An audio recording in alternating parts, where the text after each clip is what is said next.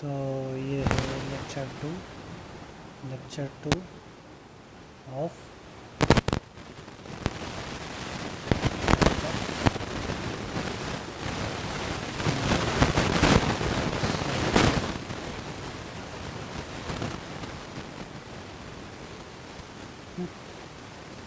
तो कल कहाँ तक पढ़ा गया था पिछली वीडियो में मैंने। चलो एक बार रिवाइज कर लेते हैं सारा। ठीक, तो सबसे पहले क्या बताया था मैंने कि मैटर क्या होता है ना। सबसे पहले मैटर वो था कि एनीथिंग दैट occupies space या फिर और the physical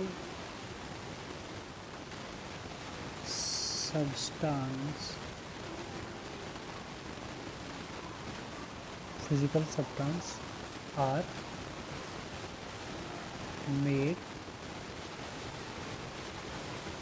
up of या फिर वो कोई भी सब्सटेंस जिससे वो बना होता है। ठीक, सब्सटेंस जिससे बना होता है वो क्या कहते हैं, मैटर। और अगला क्या बताया था मैंने, और बताया था मैंने पार्टिकल्स के बारे में। पार्टिकल्स, ठीक, तो इसके बारे में क्या बताया था कि पार्टिकल्स क्या होते हैं। पार्टिकल्स बहुत छोटे होते हैं। Particles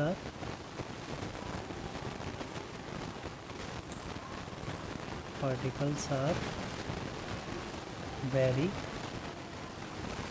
small. और पार्टिकल हैव मास, कुछ मास होता है उसका। ठीक, और उसके आगे बताया था मैंने कि और पार्टिकल्स के करैक्टरिस्टिक बताए थे।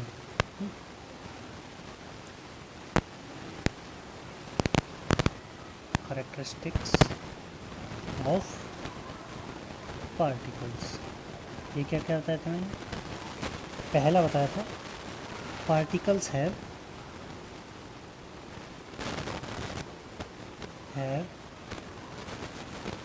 स्पेस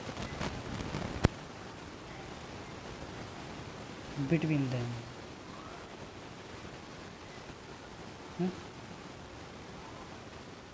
जिसके बेसिस पे मैंने सॉलिड, लिक्विड और गैस को डिफरेंशिएट किया था। Particles have space between them. ठीक, और दूसरा पार्टिकल्स आर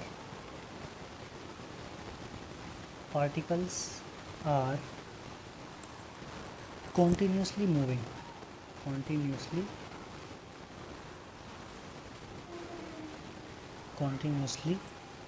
moving, वो हमेशा मूव करते रहते हैं। ठीक, और पार्टिकल्स अट्रैक्ट ईच अदर, है ना। और तो 3 स्टेट बताई थी मैटर की। 3 स्टेट बताई थी। कौन से थे वो थी स्टेट्स ऑफ मैटर।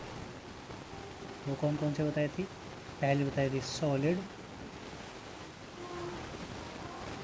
लिक्विड और गैस। और एक और बता दिया था मैंने प्लाज्मा। वैसे तो टोटल 5 होते हैं। ठीक, 5, 5वां होता है बोस आइंस्टाइन कंडेंसेट। क्या होता है, बोस आइंस्टाइन कंडेंसेट। पर इन दोनों के बारे में जानने के लिए अभी आपको कोई ज़्यादा ज़रूरत नहीं है। तुम्हारा आपके सिलेबस में अभी बस इतना ही है, सॉलिड, लिक्विड और गैस। ठीक, और अगला एक क्वेश्चन पूछा था मैंने कि भाई क्या जो मैटर है अपनी स्टेट चेंज कर सकता है, कि सॉलिड से लिक्विड हो सकता है या फिर लिक्विड से गैस या फिर वाइस वर्सा उल्टा हो सकता है इसका क्या? तो आंसर है हाँ। ठीक, तो उसमें मैंने तुम्हें बताया भी था कि सॉलिड को अगर गर्म कर देंगे तो लिक्विड बन जाएगा, लिक्विड को गर्म कर देंगे तो गैस बन जाएगा, मतलब वेपर फॉर्म में बन जाएगा। और गैस को अगर कूल कर देंगे तो लिक्विड बन जाएगा, और लिक्विड को अगर कूल कर देंगे तो सॉलिड बन जाएगा। ठीक, और मैंने प्रोसेस के नाम भी बताए थे, जैसे लिक्विड को सॉलिड में कन्वर्ट करने के लिए सॉलिडिफिकेशन, सॉलिड को गैस में कन्वर्ट करने के लिए सब्लिमेशन, और गैस को सॉलिड में कन्वर्ट करने के लिए कंडेंसेशन, लिक्विड को गैस में कन्वर्ट करने के लिए वेपराइजेशन जो कि हीट की मदद से होता है, और गैस को सॉलिड में दोबारा कन्वर्ट करने के लिए उसको भी सब्लिमेशन कहते हैं। ठीक, और सॉलिड को लिक्विड में कन्वर्ट करने के लिए क्या कहते हैं? फ्यूज़न। चलो, मैंने तो इनके प्रोसेस के बारे में तो तुम्हें बता दिया था, पर इस प्रोसेस को करेंगे कैसे वो है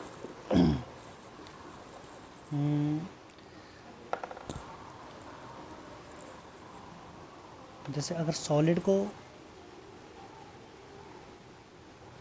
वेपर में कन्वर्ट करना है,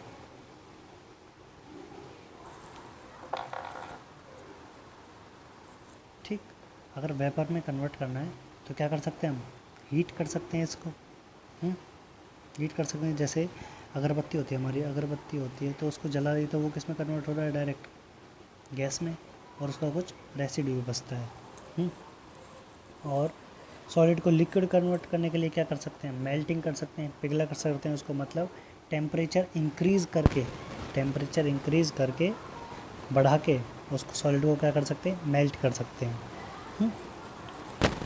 और लिक्विड को वेपर में कैसे कन्वर्ट करें? लिक्विड को वेपर में कन्वर्ट करने के लिए हम उसको भी हीट दे सकते हैं, ठीक है, और जिससे इवेपोरेशन हो सकता है। इवेपोरेशन क्या होता है वो मैं अभी आपको बताऊंगा, ठीक। और लिक्विड को सॉलिड में कन्वर्ट करने के लिए हम फ्रीजिंग कर सकते हैं, मतलब टेम्परेचर कम करके। टेम्परेचर अगर हम कम कर देंगे तो क्या हो जाएगा? लिक्विड क्या हो जाएगा? फ्रीज हो जाएगा और वो सॉलिड फॉर्म में बन जाएगा, ठीक। या फिर वेपर इनटू लिक्विड, वेपर को लिक्विड में कैसे कन्वर्ट वो है कंडेंसेशन से। कंडेंसेशन कैसे? जैसे आपने वाटर साइकिल पढ़ी होगी पहले बचपन में, तो क्या होता है उसमें कि पहले जो ज़मीन पर पानी होता है उधर से क्या होता है? वो इवेपोरेशन होता है। किसकी वजह से? सन की वजह से इवेपोरेशन होता है। ये बन गया हमारा सन, और सन की वजह से सन की हीट लगती है पानी में, और पानी ऊपर गर्म होता है, और उसकी क्या बन जाती है? वेपर बन जाती है। वेपर बन के ऊपर के क्लाउड्स में चले जाते हैं, ठीक। और जब फिर दोबारा जब बारिश होती है, ठीक, दोबारा आता है जब पानी उस पर, क्या कहते हैं? ज़मीन पर, उसको कहते हैं कंडेंसेशन। मतलब अभी वेपर फॉर्म में इधर वेपर फॉर्म में से किस में कन्वर्ट हो रहा है? वो लिक्विड फॉर्म में, मतलब रेन में कन्वर्ट हो रहा है, ठीक।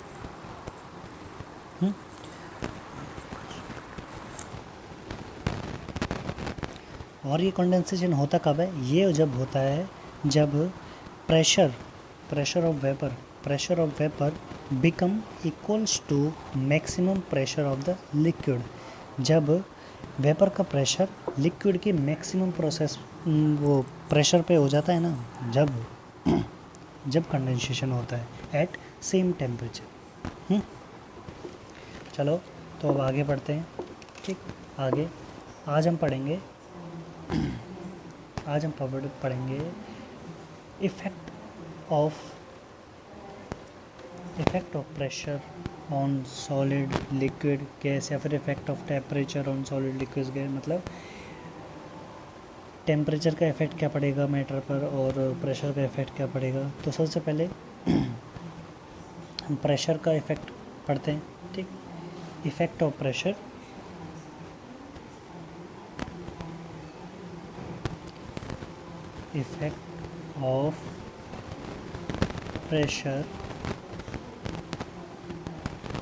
On matter.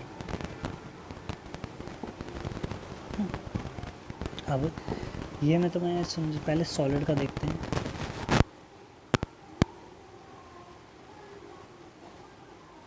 ठीक, अगर देखिए कि अगर हमने कोई भी ऐसे हमने एक सिलेंडर टाइप की वेसल ले ली या फिर कोई भी कंटेनर ले लिया, कोई भी कंटेनर ले लिया, उसके अंदर क्या डाल दिया हमने, कोई भी सॉलिड चीज़ डाल दी, कोई भी सॉलिड चीज़ डाल दी।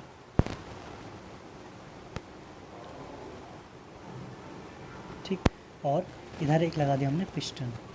पिस्टन मतलब एक चीज़ जो थोड़ा प्रेशर डाल सके, ठीक, without any leakage of air, इधर से कोई भी एयर की लीक नहीं होगा बिल्कुल भी। ठीक, ये हो गया पिस्टन। ठीक, ऊपर से हम क्या डालेंगे, प्रेशर डालेंगे। ठीक, तो अगर हम ऊपर से प्रेशर डालेंगे तो सॉलिड पे क्या असर पड़ेगा, उसके तो पहले से ही जो उसके कांस्टेंट पार्टिकल्स हैं, सॉलिड के जो कांस्टेंट पार्टिकल्स हैं वो बहुत आपस में बहुत अच्छी तरह जुड़े हुए हैं, बहुत पास है, वैसे ही बहुत पास है। ठीक है, तो प्रेशर से कुछ अफेक्ट नहीं पड़ेगा सॉलिड पर, ज़्यादा कुछ असर नहीं पड़ेगा उस पर, क्योंकि उसके पहले से ही जो कांस्टेंट पार्टिकल्स हैं उसके वैसे ही बहुत करीब हैं और ज़्यादा वो कंप्रेस नहीं हो सकता। ठीक, अब अगर हम लिक्विड की बात करें, ठीक, ये हमने कंटेनर ले लिया। ठीक, ये हो गया पिस्टन हमारा। ठीक, जिसकी मदद से हम क्या करेंगे, प्रेशर डालेंगे। ठीक, अगर मैंने इसमें वाटर फिल कर दिया, कोई भी लिक्विड हो या ले लेते वाटर, ले लेते लिक्विड को। ठीक, तो इस पर क्या इफेक्ट पड़ेगा प्रेशर का, जब हम बस प्रेशर डालेंगे, हमने देखा था इसमें कि जो इसके पार्टिकल्स हैं वो थोड़े से दूर हैं, बस थोड़े से, ज़्यादा दूर नहीं है, थोड़े से दूर हैं, जो इसके कंपैरिजन में थोड़े से दूर है बस। ठीक, और पार्टिकल्स क्या हैं, थोड़े मूवेबल हैं, मूव करते रहते हैं। तो भाई देखो, पहली बात तो कि जो वाटर होता है वो इनकम्प्रेसिबल होता है, उसको कंप्रेस नहीं किया जा सकता। ठीक, क्योंकि जो उसके पार्टिकल्स होते हैं ना, उनके बीच में जो फोर्स होती है, उनके बीच में अट्रैक्शन होती है, फोर्स ऑफ अट्रैक्शन होती है। ठीक, और उसी के साथ साथ फोर्स ऑफ अट्रैक्शन के साथ साथ ही, ठीक, एक तरह की उनके बीच में फोर्स ऑफ रिपल्शन भी होता है, आपस में रिपल्शन भी होता है। ठीक, और वो दोनों दोनों दोनों जो वो होते हैं, जैसे क्या कहते हैं, वो फोर्स ऑफ रिपल्शन, ठीक, और फोर्स ऑफ अट्रैक्शन क्या होती है, वो उसके एक इक्विलिब्रियम पोजीशन में होती है, मतलब दोनों चीज़ होती हैं बराबर, फोर्स ऑफ रिपल्शन भी और फोर्स ऑफ अट्रैक्शन भी बराबर ही होती है। ठीक, और हमारा जो लिक्विड होता है वो होता है इनकम्प्रेसिबल होता है, उसको कंप्रेस नहीं किया जा सकता। और अब बात आती है कि गैस को किया जा सकता है क्या कंप्रेस, या फिर प्रेशर से कुछ किया जा सकता है, उसका इफेक्ट पड़ेगा क्या। तो हमने ये बना दिया, हमने उसका पिस्टन, और इसमें गैस बढ़ दी। ठीक, गैस के पार्टिकल्स तो बहुत दूर दूर हैं, उनको तो पास लाया जा सकता है। तो जैसे जैसे हम इसको नीचे करते जाएंगे, नीचे करते जाएंगे, नीचे करते जाएंगे, तो एक स्टेज ऐसी आएगी जहाँ जहाँ और ज़्यादा पिस्टन नीचे नहीं जा पाएगा और प्रेशर ज़्यादा लगा नहीं पाएंगे, उस टाइम पे उधर लिक्विफिकेशन हो जाएगी गैस की। ठीक है, इसको कहते हैं लिक्विफिकेशन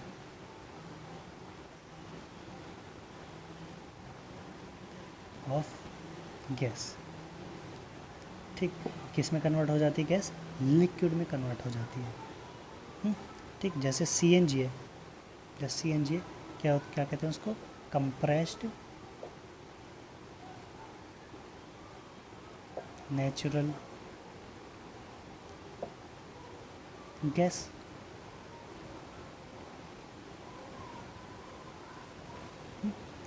तो ये भी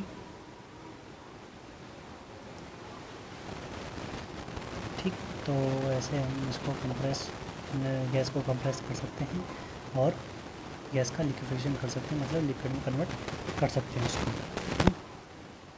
तो और एक और बात, कभी आपने सुना होगा कि कार्बन डाइऑक्साइड जो होती है, CO2, कार्बन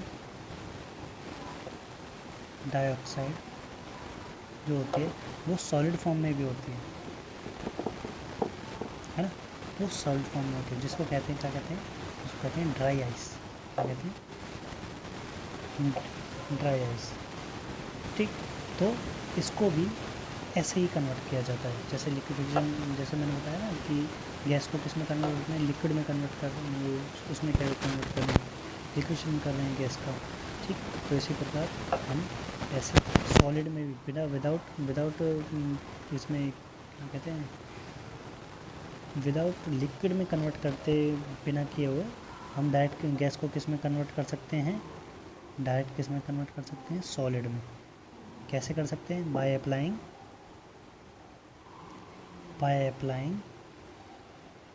प्रेशर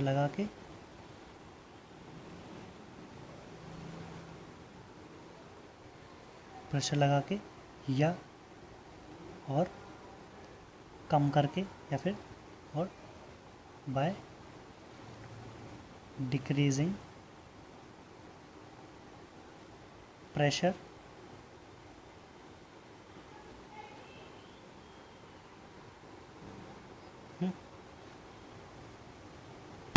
तो बाय डिक्रीजिंग प्रेशर और बाय अप्लाइंग प्रेशर। ठीक, तो गैस को डायरेक्ट सॉलिड में, मतलब CO2 को हम डायरेक्ट किस में कन्वर्ट कर रहे हैं, ड्राई गैस में कन्वर्ट कर रहे हैं, मतलब सॉलिड CO2 फॉर्म में कन्वर्ट कर रहे हैं। ठीक, तो उसको कैसे करना पड़ेगा? बाय अप्लाइंग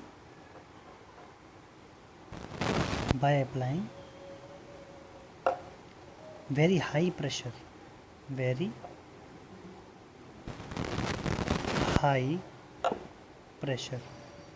बहुत हाई प्रेशर में रख के हम डायरेक्ट गैस में कन्वर्ट कर सकते हैं, सॉलिड CO2 बना सकते हैं। ठीक, अब हम बात करते हैं अपने इवोपरेशन की। किसकी? इवोपरेशन क्या होता है?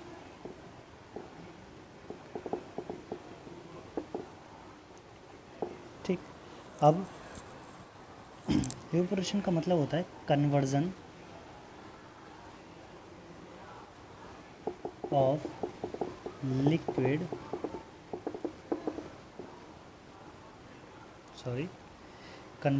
Liquid into vapor without reaching the boiling point। मतलब बिना बॉइलिंग पॉइंट तक पहुँचे हुए लिक्विड को किस में कन्वर्ट कर देंगे हम? वेपर में कन्वर्ट कर देंगे। उसको क्या कहते हैं? Evaporation, conversion of liquid into vapour without reaching the boiling point. अब देखो कि भाई बॉइलिंग पॉइंट और मेल्टिंग पॉइंट क्या होता है ना, तो बॉइलिंग पॉइंट क्या होता है भाई? बॉइलिंग पॉइंट होता है वो टेम्परेचर, द टेम्परेचर एट विच, ठीक, वो टेम्परेचर जिस पे जो लिक्विड होगा, ठीक, वो पूरा गर्म हो जाएगा। ठीक, मतलब पूरा गर्म हो जाएगा, मतलब अंदर बल्क मतलब अंदर तक पूरा गर्म हो जाएगा। ठीक, और मेल्टिंग पॉइंट वो है कि वो टेम्परेचर जिस पे कोई सॉलिड मेल्ट हो जाता है। ठीक, टेम्परेचर के पॉइंट है। अब जो इवोपरेशन क्या होता है? इवोपरेशन होता है conversion of liquid into vapour without reaching the boiling point. Boiling point से पहले ही लिक्विड का वेपर में कन्वर्ट हो जाना। अब evaporation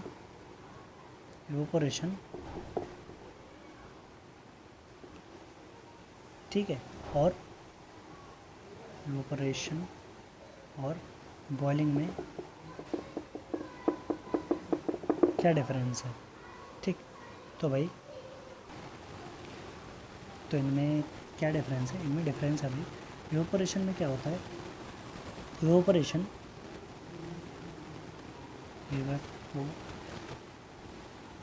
evaporation takes place at all temperature, at all temperature, किसी भी टेम्परेचर पे हो जाता है इवेपोरेशन, ठीक। और जो बॉइलिंग होता है, boiling takes place only at the boiling point of the liquid, ठीक। बॉइलिंग पॉइंट पे ही होता है, ठीक। Boiling point of the liquid, ठीक। और evaporation, temperature changes during evaporation, temperature changes during evaporation,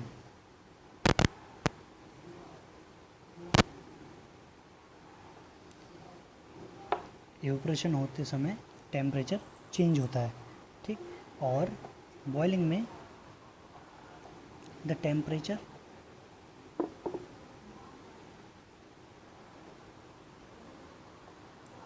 does not change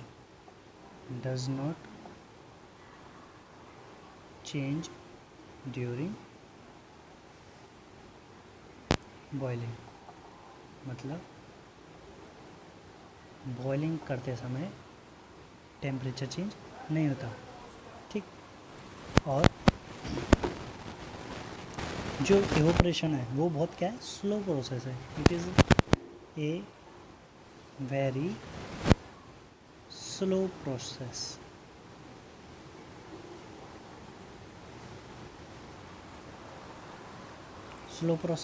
और जो बॉइलिंग है, ठीक, बॉइलिंग क्या है, it is a fast process.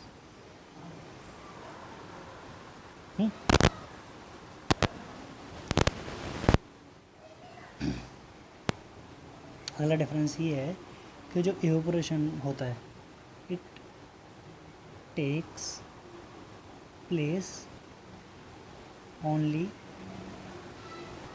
Eight the surface of the liquid, ये बस किस पे होता है, लिक्विड के सरफेस पर होता है, only at the surface of the liquid, ठीक। Evaporation only takes place at the surface of the liquid, only liquid के सरफेस पर ही होता है इवेपोरेशन, ठीक। और जो बॉइलिंग होती है, boiling takes place in the entire body of the liquid, और जो बॉइलिंग होती है वो बॉइलिंग पूरे लिक्विड के अंदर होती है, मतलब ये क्या है, it is a bulk process, क्या है, boiling is the bulk process, boiling is the bulk process, मतलब अंदर तक बल्क प्रोसेस, पूरी बॉडी में entire boiling takes place in the entire body of the liquid. और जो इवेपोरेशन है वो क्या है, एक सरफेस फिनोमेना है बस, ठीक। Evaporation is a surface phenomena,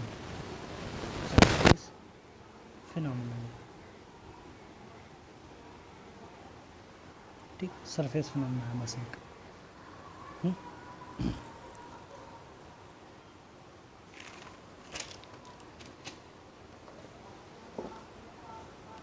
अब देखो भाई, अब इवेपोरेशन कैसे कैसे होता है, ठीक, क्या क्या फैक्टर होता है जो उसे अफेक्ट करते हैं इवेपोरेशन को, ठीक।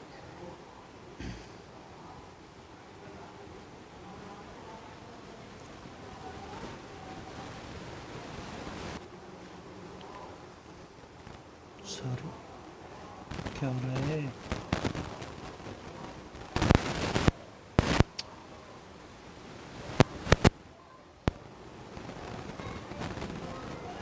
देखिए क्या हो गया?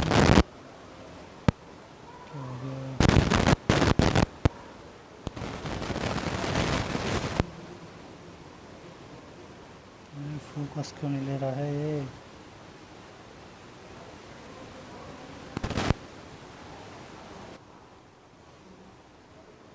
जब इसमें क्या हो गया है?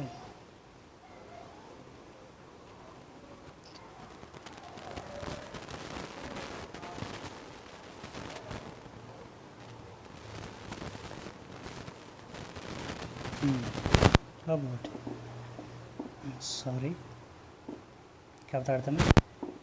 Factor affecting evaporation. ठीक, क्या क्या फैक्टर होते हैं जो इवेपोरेशन को अफेक्ट कर सकते हैं? ठीक, वो है, पहला है ऑन इंक्रीजिंग सरफेस एरिया, कि अगर सरफेस एरिया को बढ़ा दें तो ये ऑपरेशन बढ़ सकता है।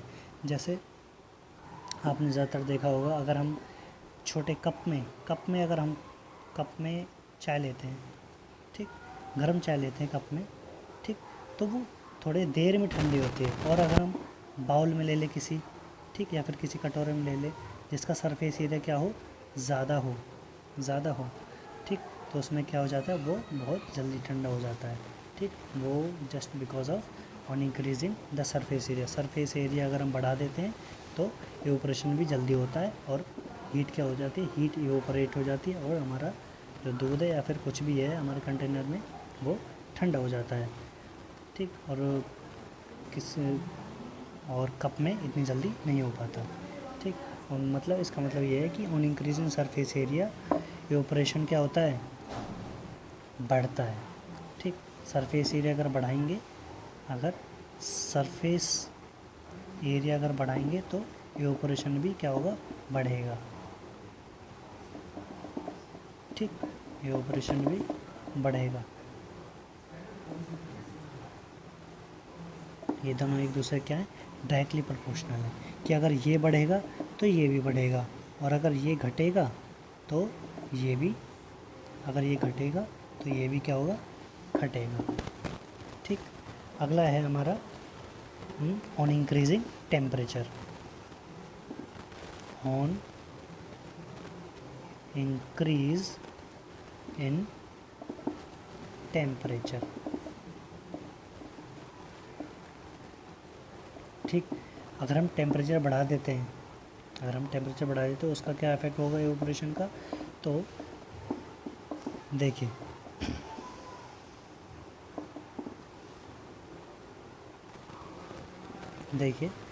अगर हम इंक्रीज़ कर देंगे टेम्परेचर अगर बढ़ा देंगे तो क्या होगा, इवेपोरेशन भी बढ़ जाएगा। इवेपोरेशन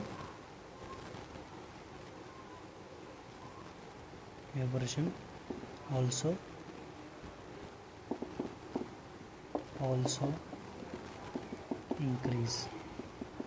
ठीक, इवेपोरेशन बढ़ेगा कैसे, वो बढ़ेगा ऐसे, जो लिक्विड के पार्टिकल्स होंगे, जो लिक्विड के अंदर जो पार्टिकल्स होंगे उनके अंदर क्या आ जाएगी, और ज़्यादा काइनेटिक एनर्जी आ जाएगी। ठीक, क्योंकि टेम्परेचर से बढ़ाने से पार्टिकल्स के अंदर काइनेटिक एनर्जी आ जाती है, और ज़्यादा टेम्परेचर बढ़ाएंगे तो और ज़्यादा काइनेटिक एनर्जी आ जाएगी, और वो अपने काइनेटिक एनर्जी से वेपर में कन्वर्ट होने के लिए जल्दी तैयार हो जाएंगे।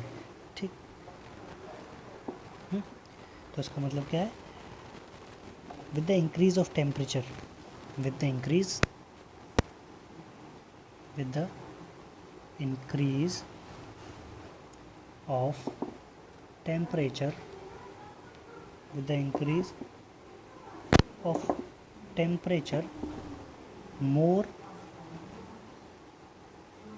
number of particles get enough kinetic energy, get enough kinetic energy to go into the vapor state।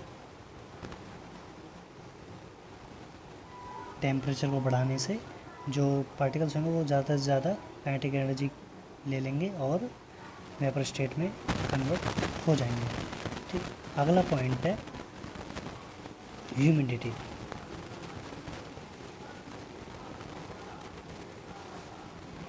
ठीक, अब ह्यूमिडिटी क्या है? ह्यूमिडिटी का मतलब क्या है?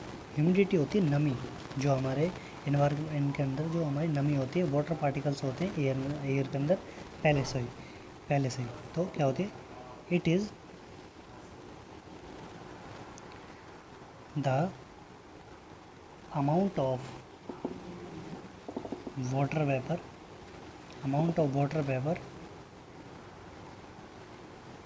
present in the air. अब भाई इवेपोरेशन पे क्या इफेक्ट पड़ेगा अगर ह्यूमिडिटी बढ़ेगी या घटेगी?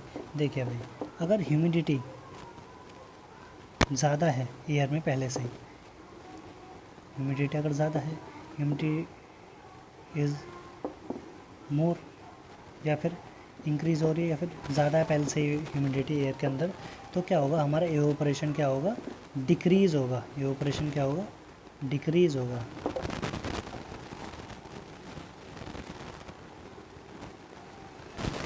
किस चीज़ का साइन है? ये है प्रोपोर्शनैलिटी का साइन। इसका मतलब ये है, पहले तो डायरेक्टली प्रोपोर्शनल था, जैसे मैंने ये बस में बताया कि surface area is directly proportional to evaporation. इसका मतलब है कि अगर सरफेस एरिया बढ़ेगा तो इवेपोरेशन बढ़ेगा, और ये इधर साइड की चीज़ घटेगी तो ये भी घटेगी। पर इन्वर्सली प्रोपोर्शनल में इसका उल्टा होता है। अगर देखिए, ये ह्यूमिडिटी अगर बढ़ेगी, ठीक, अगर बढ़ेगी तो इवेपोरेशन क्या होगा? कम होगा। ठीक, और अगर ह्यूमिडिटी कम होगी तो इवेपोरेशन क्या होगा? ज़्यादा होगा। इवेपोरेशन क्या होगा? ज़्यादा होगा। इसमें उल्टा होता है, इन्वर्सली प्रोपोर्शनल में उसका उल्टा होता है डायरेक्टली प्रोपोर्शनल का। तो अब ये क्वेश्चन आता है, भाई बढ़ेगी कैसे? अगर ह्यूमिडिटी ज़्यादा है तो इवेपोरेशन डिक्रीज़ कैसे होगा? वो डिक्रीज़ ऐसे होगा कि भाई अगर एयर के अंदर पहले से ही वाटर मॉलिक्यूल प्रेजेंट है एयर में बहुत ज़्यादा, ठीक, पहले से ही बहुत ज़्यादा है, तो अब तो उसको और ज़्यादा ज़रूरत नहीं है। उसके पास कैपेसिटी भी तो होती है कुछ एयर मॉलिक्यूल्स की कि कितना वाटर वेपर्स वो लिक्विड के वेपर अपने अंदर रख सकती है।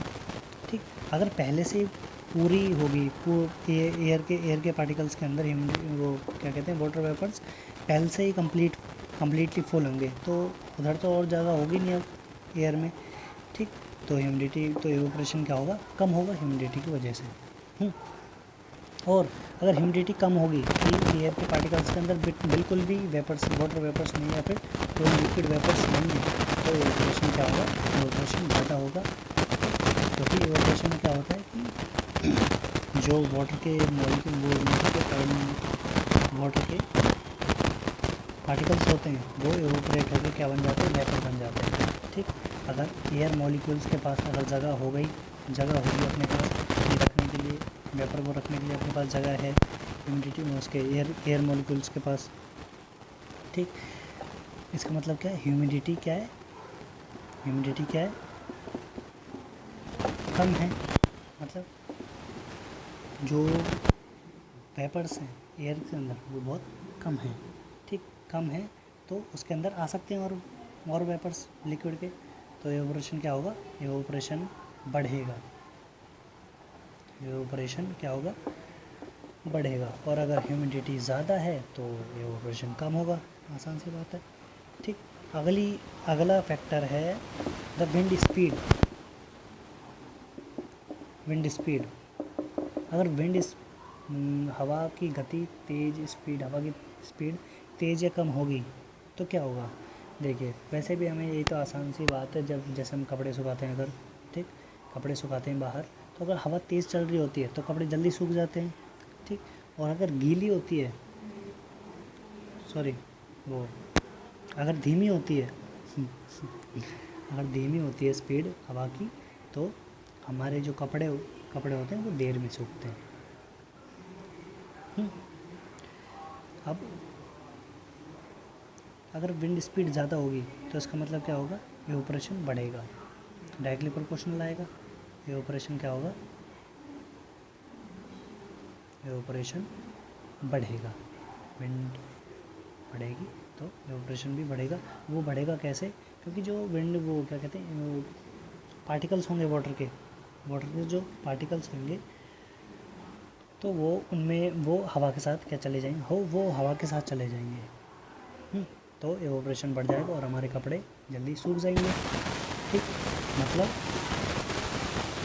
With the increase in wind, with the increase in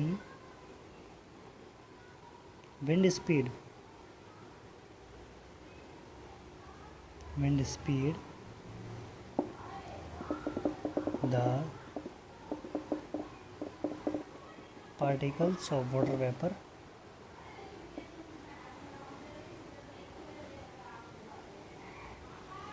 move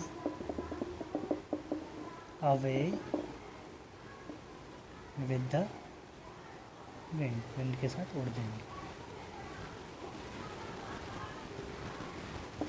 और क्या होगा, जो वाटर वेपर होंगे सराउंडिंग अंदर वो कम हो जाएंगे, ठीक। एंड डिक्रीज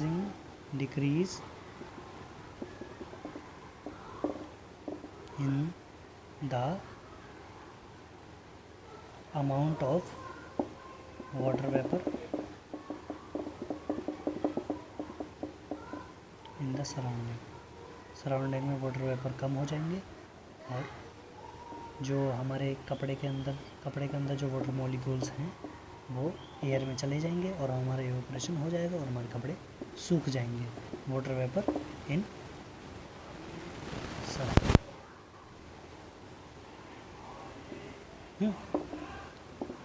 अब एक पॉइंट आता है, ये पॉइंट है कि how does evaporation cause cooling, how does evaporation, मतलब इवेपोरेशन से कूलिंग कैसे होती है, ये मैं बताऊंगा इसका मतलब क्या है। इवेपोरेशन कॉज कूलिंग,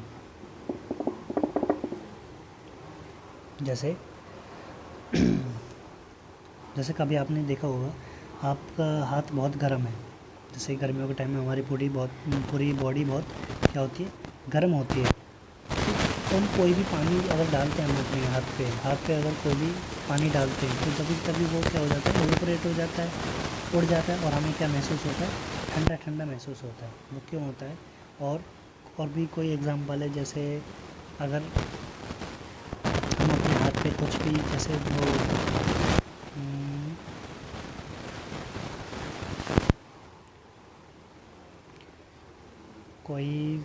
कोई भी एसीटोन वगैरह, या फिर नेल पॉलिश अगर हम लगाते हैं, जैसे नेल पॉलिश लगाते हैं और नेल पॉलिश लगाने के लिए नेल पॉलिश हटाने के लिए आता है एक, ठीक, एसीटोन वगैरह जैसे, या फिर वो मान लो आप क्या कहते हैं उसको,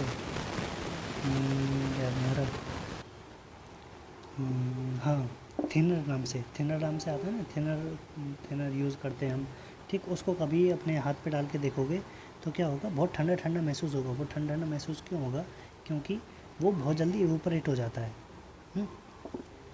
बहुत जल्दी इवेपोरेट हो जाता है। जैसे ही आपकी बॉडी है, ठीक, आपकी बॉडी है, इसके ऊपर थोड़ा सा हमने थिनर डाल दिया, ठीक, और वो तभी इवेपोरेट हो गया। तो जो हमारे बॉडी के अंदर थोड़ी गर्मी होगी ना, जो बॉडी के अंदर हमारी थोड़ी सी गर्मी होगी, गर्म होगी अगर हमारी बॉडी, ठीक, या फिर सराउंडिंग में गर्मी ज़्यादा है, तो वो इवेपोरेट हो जाएगा। तो वो क्या करेगा, जो हमारे हीट मॉलिक्यूल होंगे ना, हीट के मॉलिक्यूल होंगे हमारी बॉडी के ऊपर, तो वो भी उसके साथ उड़ जाएंगे, उस थिनर के साथ वो भी इवेपोरेट हो जाएंगे और हमें क्या ठंडा ठंडा महसूस होगा। ठीक। अब जैसे ही कई बार जब गर्मियों के दिन में लोग अपने अपने घर के बाहर या फिर दुकान के बाहर सड़क पर छिड़काव करते हैं पानी का, पानी छिड़क देते हैं। ठीक, वो इसलिए करते हैं ताकि उधर जो अगर रोड पे या फिर छत पर, रोड पर या छत पर अगर गर्मी वो उस गर्म हो जाती है, ज़्यादा सड़क गर्म हो जाती है या फिर छत गर्म हो जाती है, ठीक, तो उस पर पानी डाल देते हैं। वो पानी से ही गर्म है तो क्या होता है, इवेपोरेशन होता है। जो हीट होती है उस पर सरफेस के ऊपर जो हीट होती है वो उसके साथ इवेपोरेट हो जाती है, वाटर के साथ इवेपोरेट हो जाती है और जो सरफेस होता है वो ठंडा हो जाता है। और भी बहुत एग्जांपल है। और जैसे हम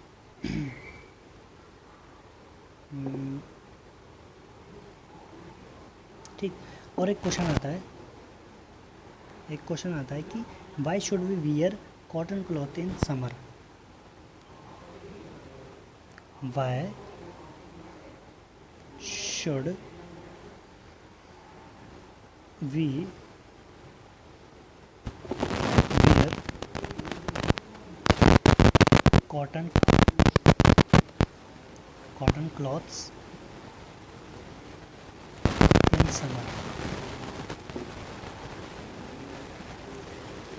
हम गर्मियों में कॉटन क्लॉथ्स क्यों पहनते हैं? ठीक, वो हम इसीलिए पहनते हैं ताकि हमारी बॉडी ठंडी रहे। ठीक, गर्मियों में हमारी बॉडी पूरी ठंडी रहे, क्योंकि हमें पता है एवोपरेशन होता है।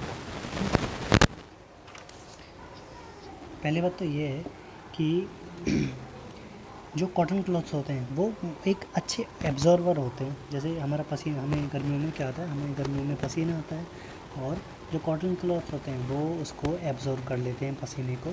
ठीक, और वो हमें तो पता ही है कि सराउंड गर्मी पड़ रही है और सराउंडिंग में बहुत गर्म है, आसपास बहुत गर्मी है, तो हमारे जो क्लॉथ्स होते हैं उन पर से पानी क्या हो जाता है, एवोपरेट हो जाता है।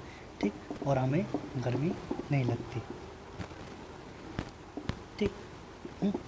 अगला एक और क्वेश्चन आता है कि जैसे मटके में पानी ठंडा हो जाता है ना, जॉर्डन पॉट होता है हमारा मटका, उसमें क्या होता है, पानी बहुत जल्दी ठंडा हो जाता है, अगर रख देते हैं तो ठंडा होता है। ठीक, मतलब how does the water kept in earthen pot become cool during summer. How does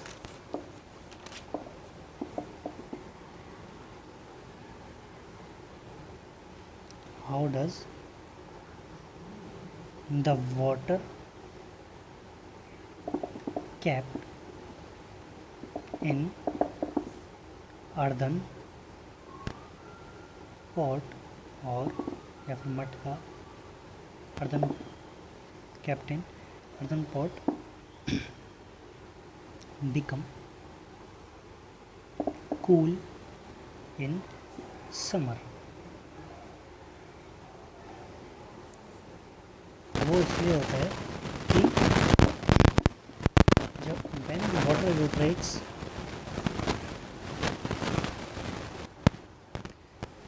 तो उस टाइम क्या होता है कि जैसे मटका बना दिया मैंने,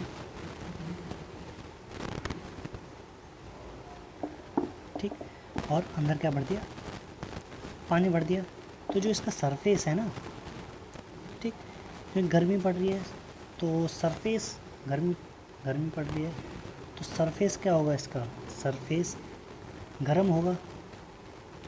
ठीक, और आपने देखा होगा कि जो मटका होता है उसके अंदर बहुत छोटे छोटे पोर्स होते हैं, मतलब छोटे छोटे छेद होते हैं, बहुत छोटे छोटे छेद होते हैं। ठीक, तो उसमें क्या होता है, पूरा बाहर से तो पूरा गर्म, पूरा सरफेस जो होता है गर्म होता है और अंदर से उसके छोटे छोटे मॉलिक्यूल्स होते हैं, वाटर के मॉलिक्यूल, वो बाहर आ जाते हैं और क्या हो जाते हैं, इवेपोरेट हो जाते हैं। ठीक, अब इवेपोरेशन के बाद कूलिंग होती है, ये हमने अभी पढ़ा है कि इवेपोरेशन कॉज कूलिंग। ठीक, इवेपोरेशन की वजह से क्या होती है, कूलिंग होती है। तो जो मटके के सरफेस के ऊपर जो पानी होता है वो क्या हो जाता है, कूल हो जाता है, वो क्या कहते हैं इवोपरेट हो जाता है, और जो अंदर का पानी होता है वो कूल रहता है। ठीक, तो इसका आंसर क्या होगा? इसका आंसर होगा कि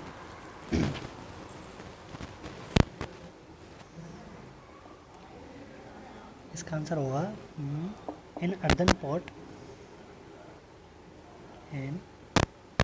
पॉट मटका हैज़ पोरस बॉल। मैंने अभी आपको बताया कि क्या होता है, छोटे छोटे छेद होते हैं पूरे मटके के ऊपर, मतलब पोरस बॉल होती है उसकी। पोरस मतलब छेद होते हैं पूरे उस पर, porous ball.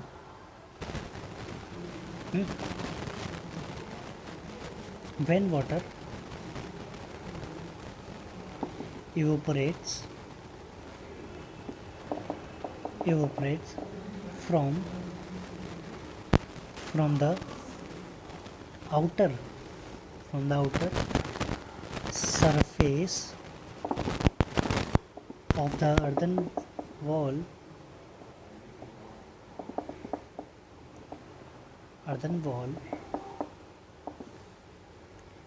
it causes cooling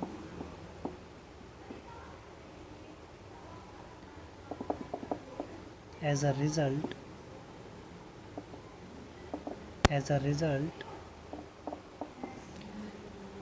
the temperature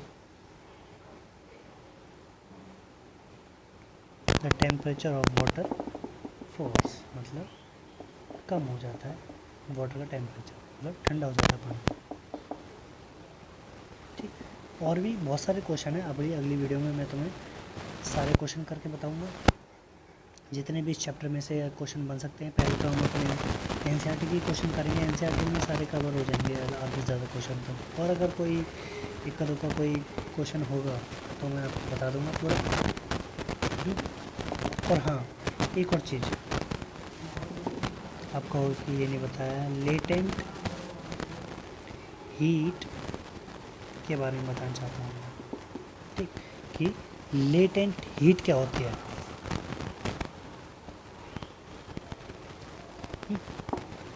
latent heat एक तरह की हीट है। जैसे एक है latent heat of fusion. Latent का मतलब है इनविजिबल। क्या है? लेटेंट का मतलब है इनविजिबल, मतलब जो दिखती नहीं है। Invisible heat, latent heat. तो एक है latent heat of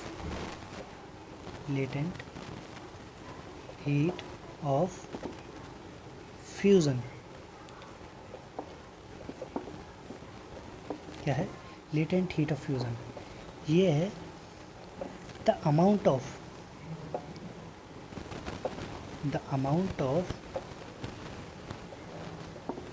heat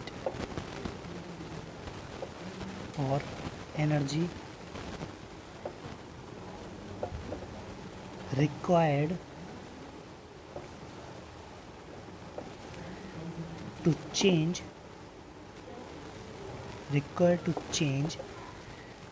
1 kg of solid into liquid at its melting point। मतलब the amount of heat energy, मतलब वो हीट का या फिर कोई हीट एनर्जी का वो अमाउंट रिक्वायर्ड टू चेंज इस्तेमाल होता है 1 किलोग्राम सॉलिड को किस में कन्वर्ट करने के लिए? लिक्विड में कन्वर्ट करने के लिए। एट इट्स मेल्टिंग पॉइंट, मतलब सॉलिड की मेल्टिंग पॉइंट पर। कि वो heat, latent heat of fusion का मतलब है वो हीट जो हमें चाहिए सॉलिड को लिक्विड में कन्वर्ट करने के लिए एट इट्स मेल्टिंग पॉइंट, मतलब सॉलिड के मेल्टिंग पॉइंट पे, पिघलने के टेम्परेचर पे। ठीक, दूसरा है तुम्हारा latent heat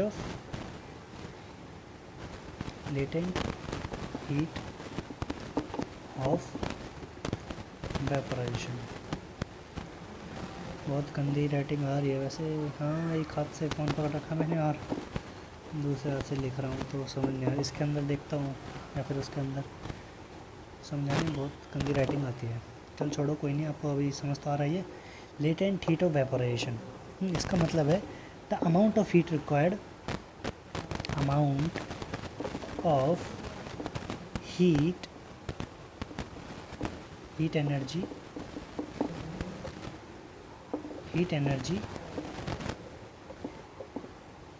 require to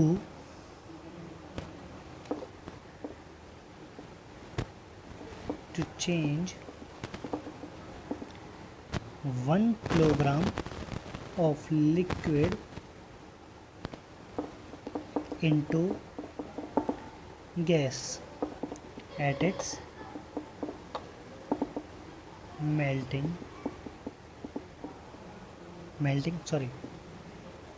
at its boiling point।